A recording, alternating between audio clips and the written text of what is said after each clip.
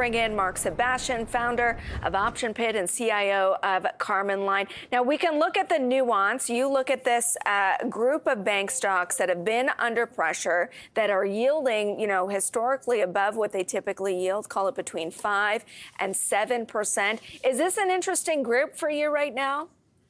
I think you have to cherry pick based on what their exposure is. TD scares me a little bit, although I will say that the note on central banks no longer raising rates. I don't know if they're going to cut, but the fact that they're no longer raising rates really stabilizes the balance sheets of the U.S. banking sector. If the Central Bank of Canada kind of follows suit, that helps these banks as a whole because it stabilizes their book. They're not going to have some of these bond provisions that they have to deal with. So Royal Bank of Canada, that's probably the best of group. Think of Royal Bank as kind of like the JP Morgan of Canada. They kind of are best of breed.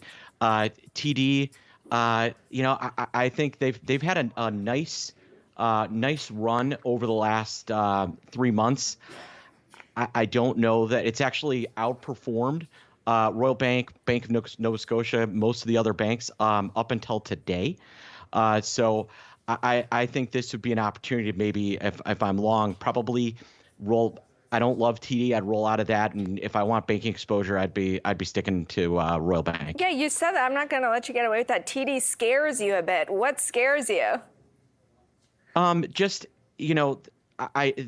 exposure that they have on those loan loss provisions, I didn't love. The U.S. banking sector is really shifting a lot right now. People are moving money around between banks.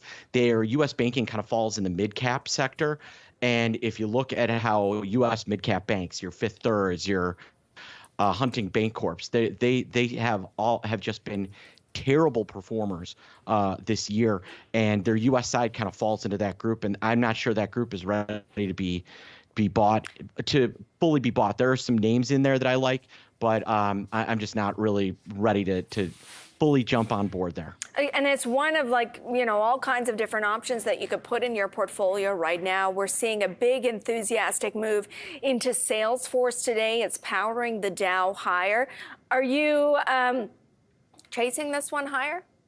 What's interesting, I was looking at Salesforce and market cycles, and this, correlation is not causing, but last quarter, Salesforce absolutely blew the doors off and had a really nice day. And then that led to the entire market having a sell-off from August 1st. Is it through the canary in the coal mine? I'm just saying. And then the previous quarter, their earnings stunk, and that led to a giant rally from June through July. So I don't know that this is one I want to chase. Cloud is truly hot, and cloud has truly turned the corner. There was a lot of I think there was some pretty bearish sentiment mid-year around cloud. Things seem to be coming out of it. Snowflake also looked really good. So, that is going to be bullish for that sector. But I don't know that I'm ready to chase Salesforce here when it's at a 2-year high. You mentioned what's hot right now, and it seems like a lot of these drug deals that we're seeing are focused on specific types of cancer therapies. We're seeing a big one in AbbVie buying Immunogen for a pretty substantial premium, if you call 100% a substantial premium, which I do. I do. Do you expect to see more of this activity? Are you trying to choose, who's most likely to be next to be taken out? That is good luck with that, because there are so many different different drug makers. You never know who's going to get plucked. But if you watch the options activity, a lot of times, sometimes you can get a hint. But there's always consolidation in this business. So in the United States, there's 5-6 big drug makers. They're always looking to acquire drugs that they think can be a blockbuster, because that's the easiest way for them to add to their pipeline, add to their bottom line. So it doesn't come as a shock. There will be a lot more of this.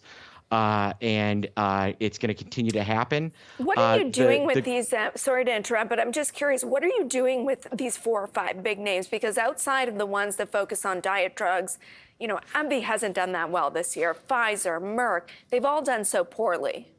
Yeah. Yeah, I mean, Novo Nordisk has absolutely crushed it this year. You know, what we've got is all the big companies that did so well off of the COVID push are getting punched in the face. Pfizer's now at a point, and Pfizer's back to its historically incredibly boring self. But they're in those are names where I'm looking to sell puts. Pfizer's probably at a level where, you know, it's trading $30. I'm going to look to sell a put to buy it for, I don't know, $29, $28, hold it, collect the dividend, sell covered calls on it. It's not one that I think is going to be screaming higher anytime soon, unless they come up with a diet drug, because that seems to be the only winners in that sector. Before I let you go, you know, one of my hobby sectors is the fertilizers, and I noted a Nutrien downgrade today. It's keeping the TSX under pressure.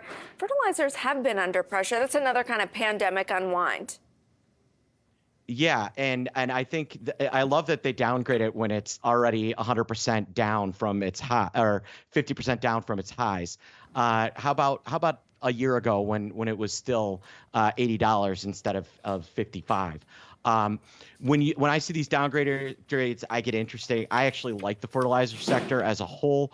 I'm long Mosaic. I don't mind CF Industries. I'm going to take a hard look at Nutrien today after this downgrade, because with it down, you know, that dividend yield is now getting on 4%. The company makes a lot of money.